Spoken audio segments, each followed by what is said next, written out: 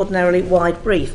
I would like to start though by just asking you about last week and what happened in Liverpool. Now, I'm extremely aware that we have criminal proceedings, so I realise there will be limits to what can be said, but I would just like to have your view on how the police handled the situation, in particular the information that was given out by Merseyside Police as quickly as they did. So I want to pay tribute to the first responders, the police, the fire service, the ambulance service, and to the way they responded to what was a horrific incident, and we will all have seen the images as well, and coming also on what should have been a day of joy for the city of Liverpool.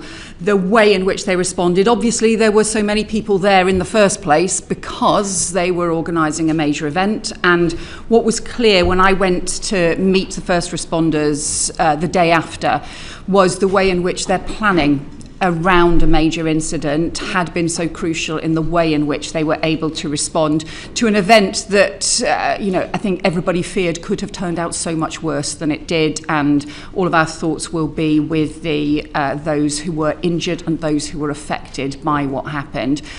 As you know, these are operational decisions. What is said about an incident, what is said about somebody being arrested, and about the circumstances as well. We obviously want to see as much transparency as possible in those circumstances, but I also think it's right that these are decisions that are made by police forces and not by government ministers about the information that they can put out that is relevant at the time. Thank you. And certainly you'll have seen the report that we published as a committee about the policing of the disorder following Southport, and that we were very concerned that there hadn't been as much transparency. So, but one of the things we were also concerned about was the CPS protocol, which seemed to us to be not reflective of the current situation with social media. I wonder if you have any information on that. Has there been any update to it? So the Law Commissioner undertaking a review on contempt of court, on how information can be provided in anticipation of a trial. We obviously have a long-standing the tradition of trial by jury in this country, and as a result that has impacts on what can be said to ensure that there is a fair trial and that we don't end up with trial by jury being jeopardised as a result of partial information, misinformation, incomplete information, or people hearing part of the story and not getting the full evidence in court. Obviously, the full evidence should be put before the court as well, and as much transparency too. But I think all of us have to recognise that, as you put in your report, the social media and the pace at which information circulates on social media means the kinds of the framework that we had all understood to be in place when we were only dealing with traditional media, all of that has changed now, and so police forces in particular do need to be able to respond to that fast pace of both information and misinformation in order to make sure actually that can be part of protecting trial by jury and protecting a fair trial as well. So we have urged the Law Commission to speed up this particular bit of their consideration and look forward to their reflections on the detail of this, but I think the committee is right to raise this as a very significant issue. Thank you very much. We're now going to move on to neighbourhood policing, and Margaret Mullane.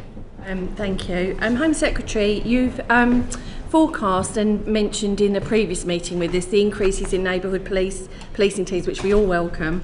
But I'm going to highlight the Metropolitan Police have indicated that their financial settlement will mean, in their terms, cuts really, officer and staff cuts. I just wonder what forecast have you made on how this is going to work? How will it happen? Yeah.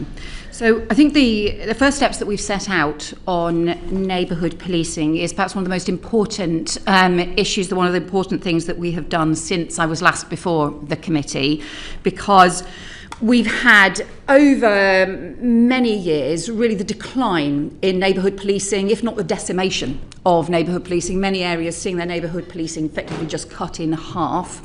And that really matters because it's that connection with local communities that builds confidence, that also helps prevent crime, tackle local problems, and also get the intelligence that goes after criminals, perpetrators, and can make sure that you can get swift justice as well.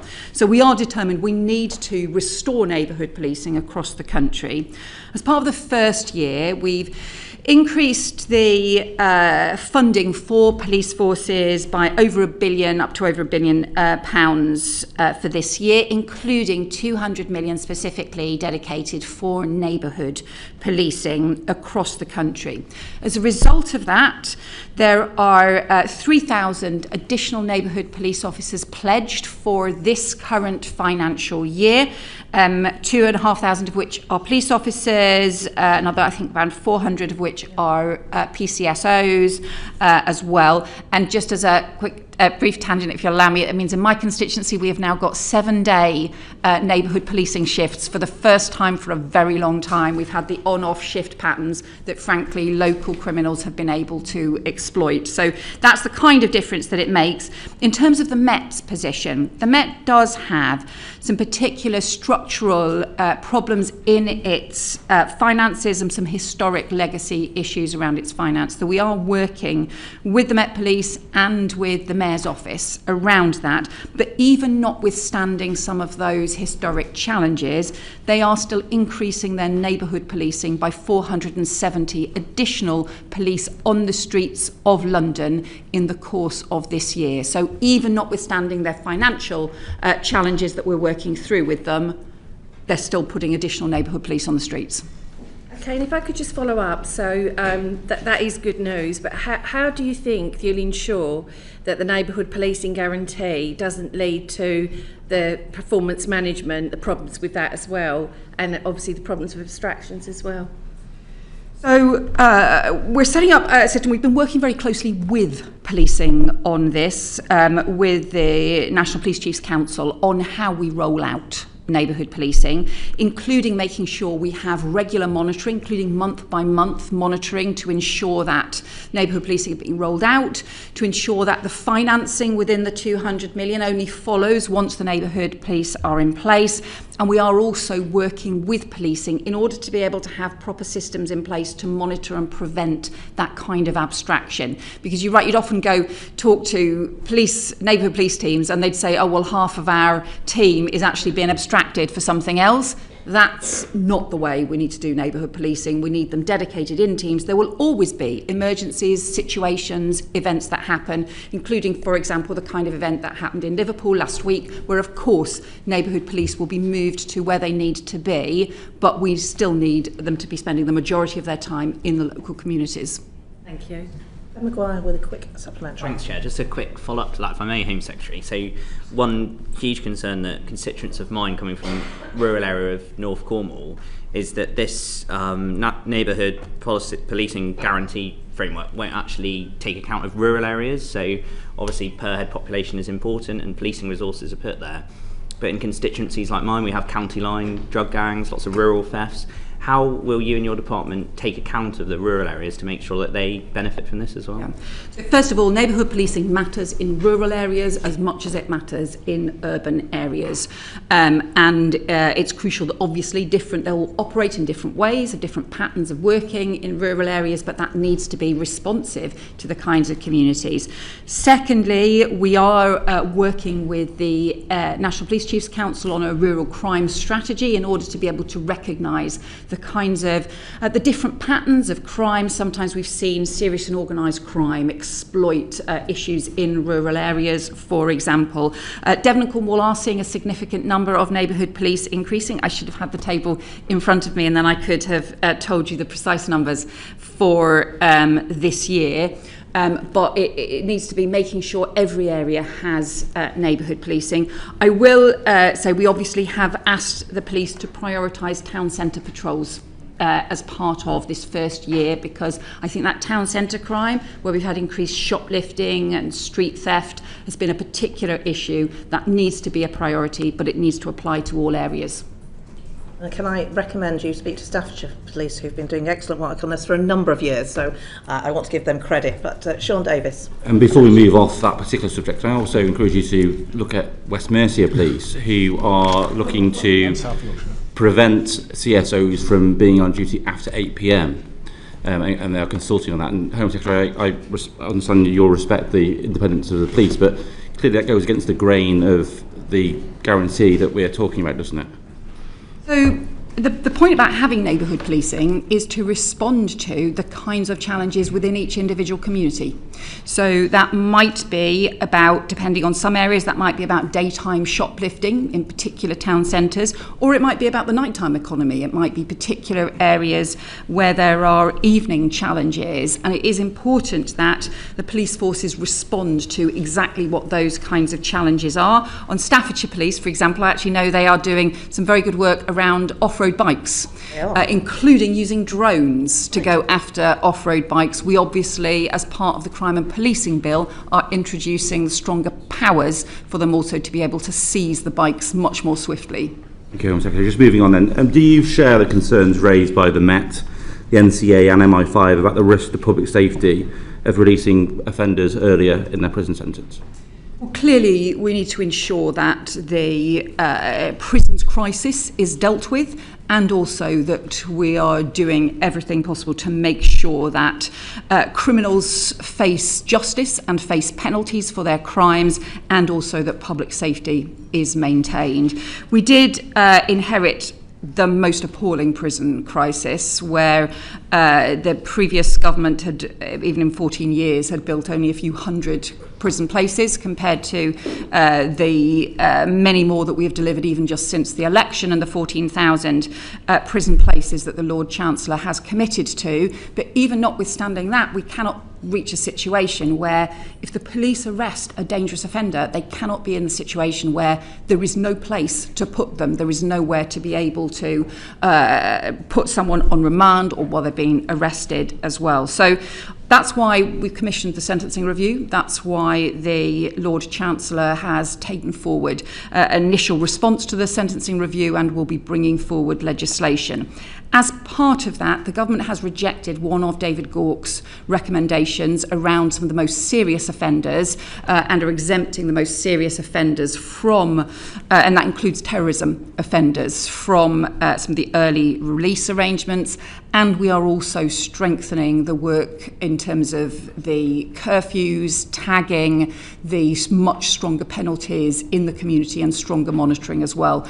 We will continue. I know that the Lord Chancellor has already been working closely with the police and others, and some of the stronger safeguards, particularly around terrorism offenders, were announced after that letter had been drawn up. By definition, if those prisoners are not in prison and they are in the community, it'll require more resources in the community to manage those offenders. Has that formed part of your submissions to the Treasury as part of the spending review? And if so, would you like to say anything more about that and how that links to these very important national organisations raising the concerns that they are? So first of all, just obviously on the terrorism offenders, they are obviously those most serious offenders are being exempted. Clearly, there needs to be the proper action in communities in order to make sure that cases are monitored. It's why the Lord Chancellor has already announced the increase in probation. I think much as probably many members might want to tempt me to comment on the spending review in advance of it being announced next week, I will refrain from doing so. But clearly, we will always want more investment around policing and around meeting the challenges that they face. And that includes challenges from the sentencing review, challenges from different patterns of changing crime as well. Thank you. And just before we move off the spending review, clearly also important that the ambitions that the government was elected on in July are also funded as well. Are these things being taken into the round as part of those submissions? Clearly, I don't want to ask you to break any confidences around that process, but clearly very important to communities and constituents like mine. Clearly, those will be central focus, not just of the Home Office, but right across the government. We set out a plan for change, and it's really important that that plan for change is delivered as the government set out, and also that we make sure that we're ensuring the centrality of security underpinning so much of what we do. It's the approach that we take in the Home Office, but I think it's an approach really right across the government, which is if you don't feel secure and safe, you can't enjoy the opportunities in your life. If a country doesn't feel safe and strong, then we won't get the kind of growth that we need as well. So whilst growth is the first priority for the government, security and public safety are the first duties of any government, and that is certainly the case for a Labour government too. Thank you. If I can move to police reform. Sir Mark Rowley has stated that the police are up for radical reform, and Gavin Stevenson's call for bigger and capable forces. What's your view, Home Secretary, in terms of police reform? Do you see a case for fewer chief constables, fewer police forces across England and Wales? So we're working with the police in a way that I think has not been done by the Home Office before, certainly not for a very long time, in drawing up proposals for the police reform white paper. And it is looking at a series of issues of how we modernise, reform and overhaul policing. That does include looking at what should rightly be done at national level, at regional level, at force level and at local neighbourhood level as well as part of that. So we will set out our conclusions when we set out the police reform white paper. It does mean recognising that there are some things that shouldn't be done in the current chaotic way across 43 different police forces, even if that's the issues around some of the national the services that underpinning enabling services, such as forensics, such as helicopters, the NPAS service, and that some of those need to be driven by effectively a new national policing body. And so that will be part of the reforms. We'll set out in due course what that means in terms of what should then be done at regional and local level. Well, what you're sort of setting out there is capabilities being centralised, and I think that there's probably a strong case for that. But do you see a case for less chief constables, less police forces, and mandating reform from the centre in the case, for example, what the Deputy Prime Minister is doing around local government, for example? We are aligning the approach that we're taking with some of the work around local government. So, for example, where there are mayors been introduced, we've talked about the policing powers coming under part of the responsibilities of mayors and deputy mayors as well. So, but I think I understand the question that you're raising, but some of these are issues that we will set out when we set out the overall response as part of the police reform white paper. Just one final question regards this, and just in terms of the capability and capacity of the Home Office to oversee that reform programme, and also holding the police accountable, notwithstanding their operational independence for some of the pledges you're making. Does the Home Office have that capacity and that capability in the centre to do that? We are strengthening that capacity. I think that the Home Office did not have that capacity. I think the Home Office had been hollowed out on policing over very many years, going back probably till about 2013. As part of the reforms that were introduced, I think the Home Office then was hollowed out on policing and lost actually a lot of the sense of oversight of data, being able to properly monitor, have a performance management approach to policing. So we are re-establishing that. We are rebuilding the performance management framework, including a performance monitoring unit in the Home Office. But we're not doing this as let's just strengthen the Home Office separately from policing. We're doing this as a partnership, and the way in which policing and the Home Office need to work together in order to raise standards, in order to make sure that there's real proper drivers for reform. Thank you. Jack Richards. Thank you, Home Secretary. I declare an interest, as I did previously, that a member of my family works for the Home Secretary. I want to ask about facial recognition technology. I asked when you last came to the committee about that. The evidence, even since then, from think tanks and from abroad, has been that this can have transformative effect for police forces, both in tackling day-to-day antisocial behaviour, but also some of the most serious offences, including rape and murder. From the outside, it seems that there's been little progress from the government in this regard in building a legal framework which will allow police forces to take advantage of this. I just wondered whether you could update the committee.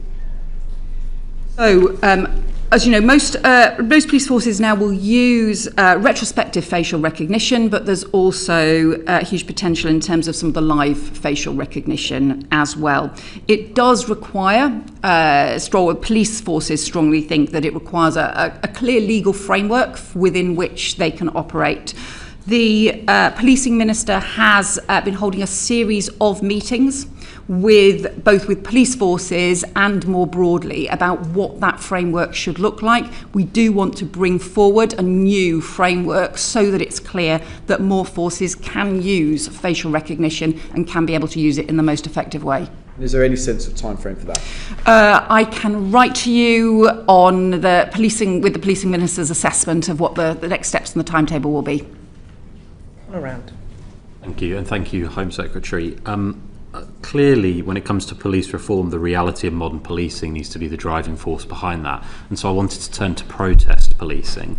Currently, only London and the City of London police receive specific funding for protest, while areas like Greater Manchester, which certainly are regional centres for protest at the very least, if not national centres, receive nothing and have to meet costs through existing budgets. This leaves the Greater Manchester City region about 2.6 million worse off because of protest. And it seems unfair that council taxpayers in my constituency and across Greater Manchester see their precept diluted by protest in that way, whilst council taxpayers in London don't. So would you consider, as part of police reform, a demand-led approach to protest policing so that areas like Greater Manchester are not disadvantaged and having to use stretched existing budgets? So I think, of course, there will always be concerns from police forces all over the country that there are particular pressures that individual police forces face, and those can vary. So sometimes that can be around particular patterns of protest, sometimes it can be around other kinds of forms of crime or other incidents as well. Obviously the issue that the capital also faces is some of the big national events, from the King's coronation to obviously some of those sort of international events and things as well. There will also be international events that can be held in different parts of the country, which also put pressures on as well. So in the end, we have to keep a balance on all of that. We do need police forces to be able to manage the kinds of pressures that they face within their budgets. And we also need to keep that balance around the country. So that's why there is currently an additional capital city grant for London that isn't replicated in other parts of the country. Obviously, as part of the police reform white paper, we will continue to look at issues of funding all around the country and the way in which funding takes place. But those funding issues are never easy because everybody's always got a particular reason why they want to change the funding formula and the approach. Of course, but considering particularly the recent significant increase we've had in protests and protest policing, do you think that should form an important consideration going forward? And do you think the balance as it stands is currently fair, where London is ring-fenced and other major cities, with Manchester, I feel obliged to point out, hosting many international events alongside seeing extremely high levels of protest, especially in recent months?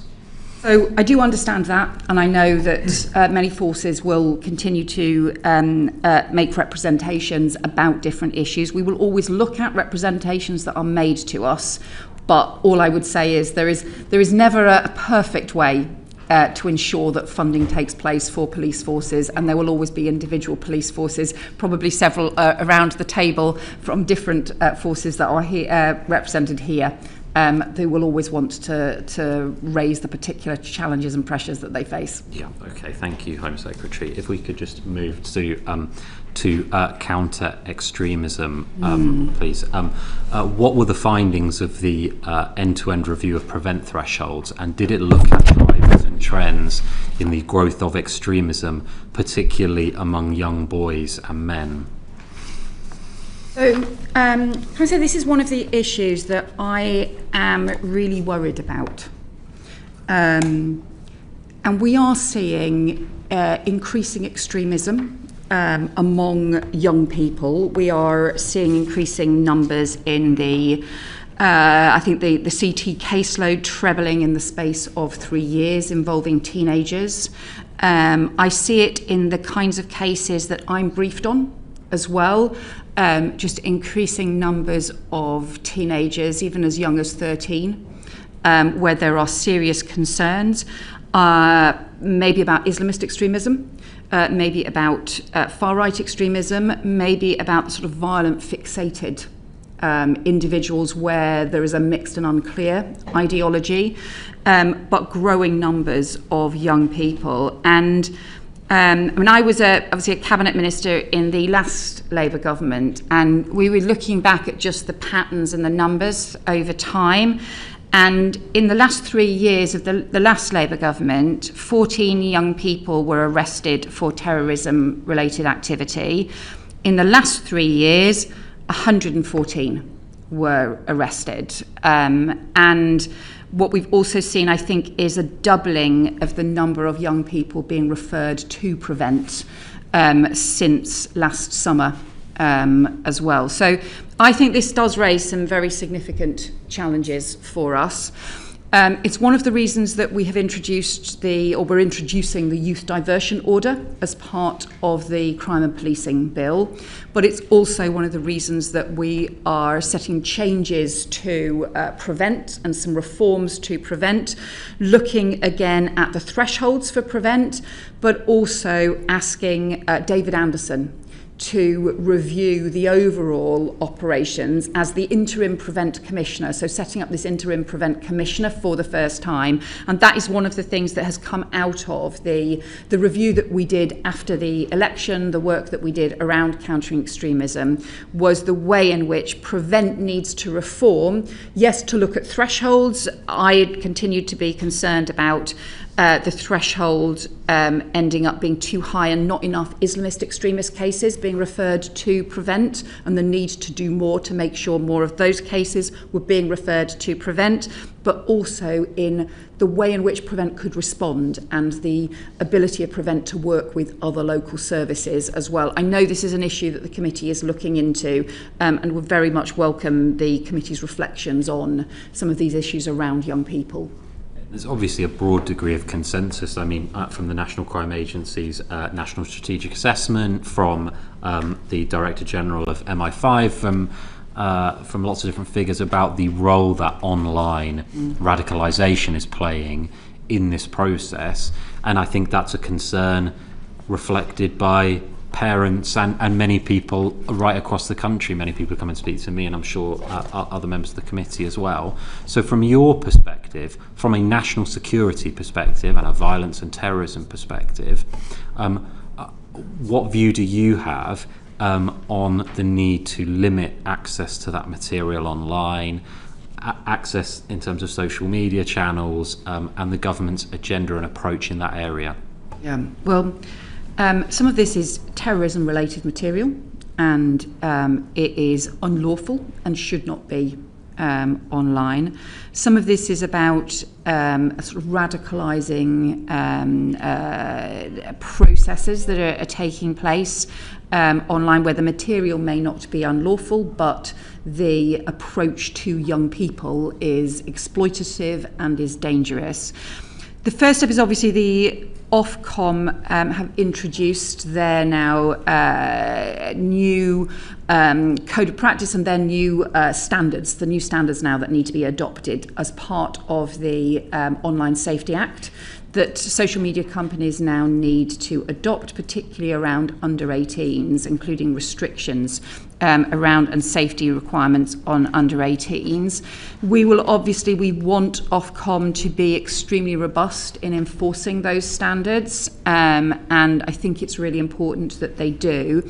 But we're also working, and work underway with the National Crime Agency as well, which does some of the investigations around some of the criminal networks that are operating online, because there is sometimes overlaps between, we've seen some of the extremist radicalisation networks, but also some of the criminal exploitation networks. And you might have seen the National Crime Agency talk about the con networks as well, which were pursuing the most horrendous child abuse and child sexual exploitation online as well. So what we're building and developing is stronger work across the different agencies to address this.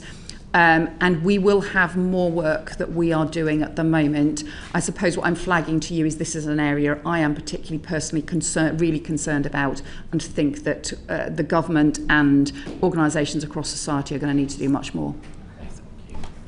And if I might just finally to move to the international, I've been approached by many concerned Jewish residents and community groups in particular regarding the recent arrest of the 3 Iranian nationals and the support they were giving to the regime in Iran, considering its pernicious role in the Middle East. Given the legal challenges identified by Jonathan Hall in applying the Terrorism Act to state-backed threats, when does the government intend to bring forward legislation to create a new power of prescription to cover such threats?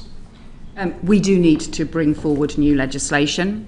Jonathan Hall identified challenges with the existing legislation. The existing legislation is drawn around terrorism.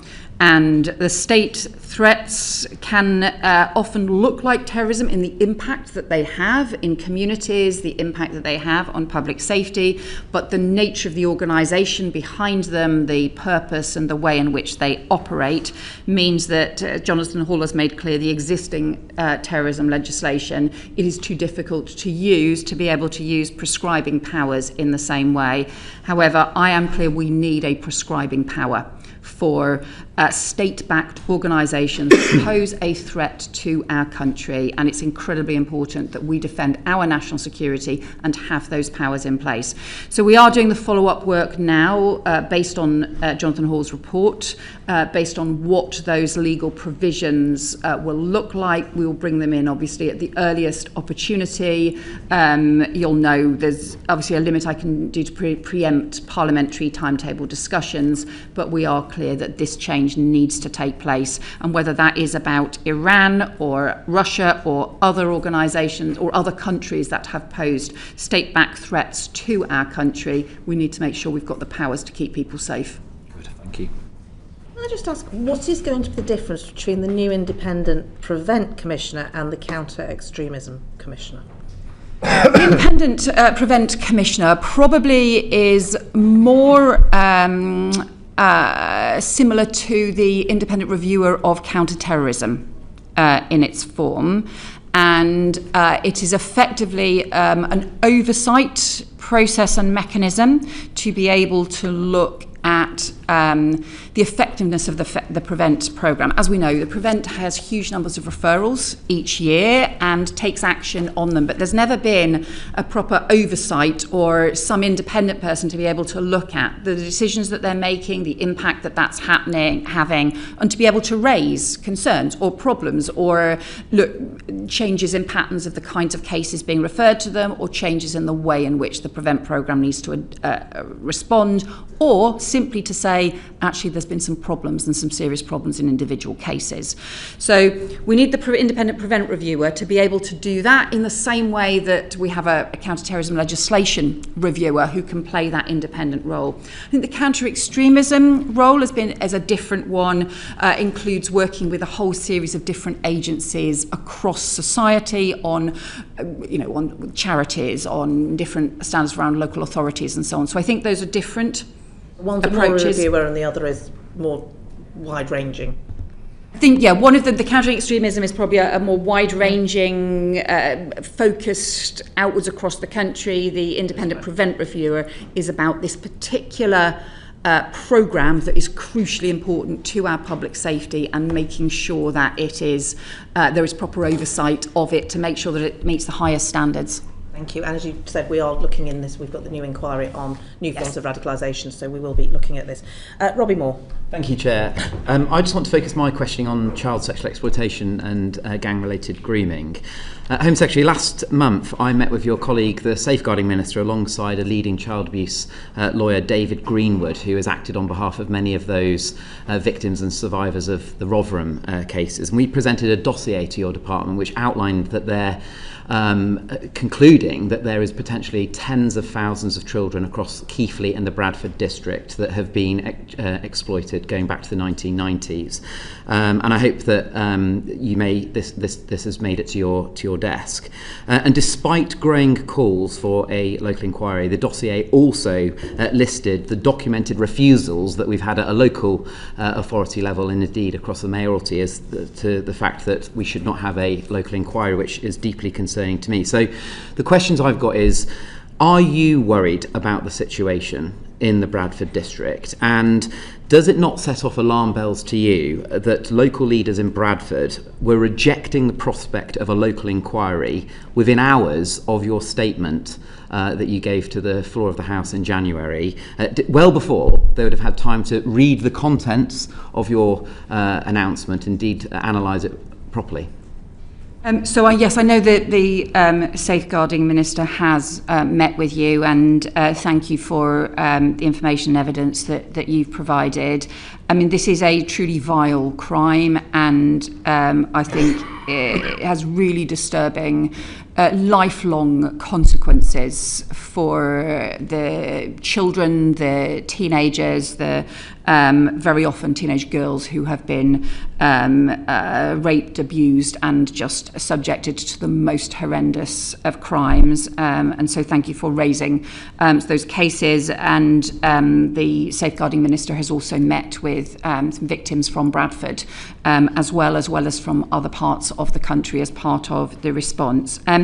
Just to, I suppose, update you in terms of where we are on this. We obviously asked Baroness Secy to do the audit of the nature and scale and patterns of child sexual exploitation and abuse, the different gang abuse right across the country.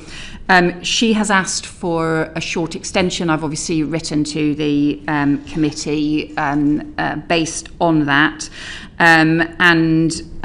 We, I think, do need her audit to inform the sort of next steps and decisions around the local inquiries. We are clear that we've said from the start we would support at least 5 local inquiries. With Oldham, we are working underway already, but we are waiting for Baroness Casey's report back. So I do recognise, and the Safeguarding Minister has recognised, the particular case that you've raised around Bradford.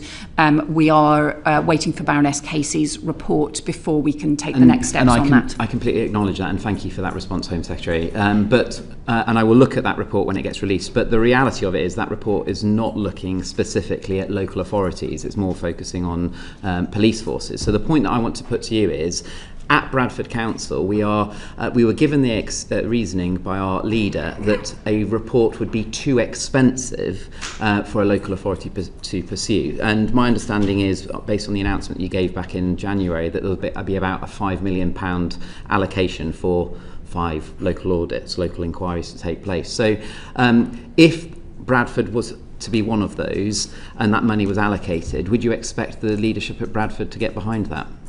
Well, we have identified funding to ensure that we can make sure there is additional funding for local inquiries. Clearly that is important.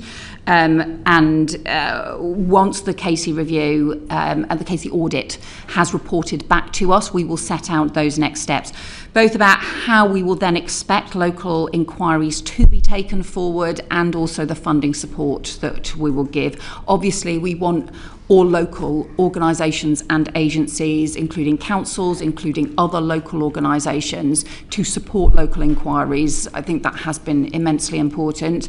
We are looking at the overarching thing, because There is clearly an issue about policing. There is also an issue about local authority responsibilities, because very often victims were in care or were in areas where other social services had engagement with victims, and so there are responsibilities there. On the policing side, as you'll know, I have also always said the most important thing is to get perpetrators behind bars and to make sure that they face justice for these horrendous crimes.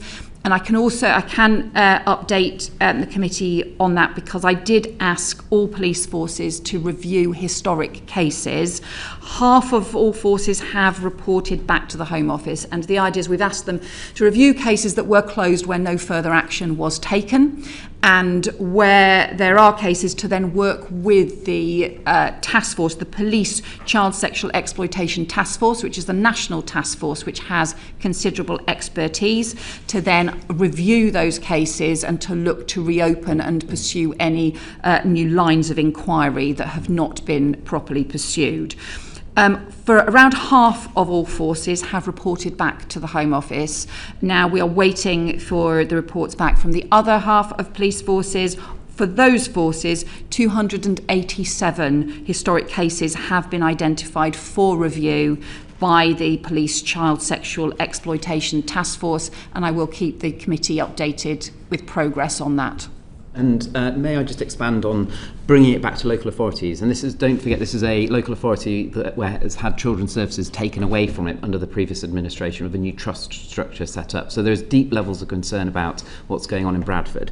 One of the reasons was, as I've already said, was it will cost a huge amount of money. The second reasoning was the leader of Bradford Council argued that the inquiry, if we had one in Bradford, would simply be paying somebody to write another report, and that there would be no new learning. So can I just put the point to you? Do you agree with Bradford Council's local leadership in thinking that these local inquiries will provide absolutely no new information or learning? So what we found from the experience of the Telford inquiry, and also actually if you go back into the initial Rotherham inquiries that took place, the two different Rotherham reviews that took place even back 10 years ago, one by Alexis J and one by Baroness Louise Casey, is that in different forms, and there were three different kinds of reviews that took place. The Alexis J one, the Louise Casey one, which was under Local Government Act powers, and then the Telford inquiry, which was set out locally. In each of those cases, they uncovered important new local information, but also they provided a basis for action to be taken, and in particular action to be taken both to go after perpetrators and to ensure that new standards are in place. So, as I've said, we will take forward the next steps around those local inquiries is when we have the audit back from Baroness Casey, but we are clear that local authorities can play inquiries can play a very important role in this process. Which is excellent to hear. The point that I'm trying to make here is local authorities are coming up with excuses. I'm absolutely seeing that within my own area of Keighley and the wider Bradford district as to why not to have one. Will it be the case where we have local authorities that refuse to put themselves forward to be having an inquiry, that you, as using your powers as the Home Secretary, will step in? Because why on earth are we allowing it to be a voluntary approach at the moment, which is effectively allowing local authorities to mark their own homework? So will it be the case, if Bradford Council continue to refuse to have one, that you, as the Home Secretary, when we have presented a dossier to you and made such a huge amount of levels of concern, that you would step forward and make Bradford Council get behind your calls for a local inquiry to take place? The first thing I would say is these have to be independent inquiries. So these can't be inquiries that are done by local authorities. They have to be independent inquiries, and it's only independent inquiries that we will provide funding for. That's what happened with the Telford inquiry. Although it was initiated by the local authority and local organisations, it was then conducted independently. That is crucial. This is, I do understand the questions you're raising, but some of these are the points we will respond to once we get Baroness Casey's audit, because part of what she's looking at is what are the key areas, what are the key issues that are raised in terms of what we know at the moment, and we need to ensure that the framework for those local inquiries and also other reforms that we will need to introduce reflects that evidence and reflects that information. This needs to look at issues around both being able to get to the truth in terms of the police investigations, but also making sure there are proper accountability mechanisms in place. So we're alive to all of those points. We raised some of those points actually at the very beginning of this process when we identified some of the principles that we needed to reflect. We obviously, I think when we had agreed this, the timings for this, we might have had responses earlier, but we are waiting for Baroness Casey's audit, and I hope other people will understand that's important. Thank you. I'm going to move us on. I know that Robbie will keep coming back on this, but Jake Richards. A question on this, Home Secretary, briefly. I've met with victims of abuse and child rape in my constituency and South Yorkshire. And one aspect of this horrific scandal is the fact that some children who were victims of crimes have now got criminal records. I wrote to you just last month seeking for the government to look at ways in which those criminal records could be expunged and justice could be done in that small regard but important regard. I just wonder if there was any update that you could offer the committee. We have to take action on this. The law has changed, but there are still people who have been convicted of crimes where they were being exploited. They were the victim of the most horrendous exploitation, and they were children. And although the law has changed now around the sort of prostitution laws, the idea of treating somebody who was a child as a prostitute when they were being exploited, when they were the victim of the most horrendous exploitation, including sexual exploitation and rape, I just think is wrong. So the law has changed. We now need to look at the action we need to take to make sure that those historic cases are addressed and people don't carry around that criminal record with them for the rest of their lives for outdated laws and for things that happened in their childhood when they were being exploited. I am going to have to suspend because we have a vote. So we will suspend for 10 minutes. We'll be back at 3:55. Order.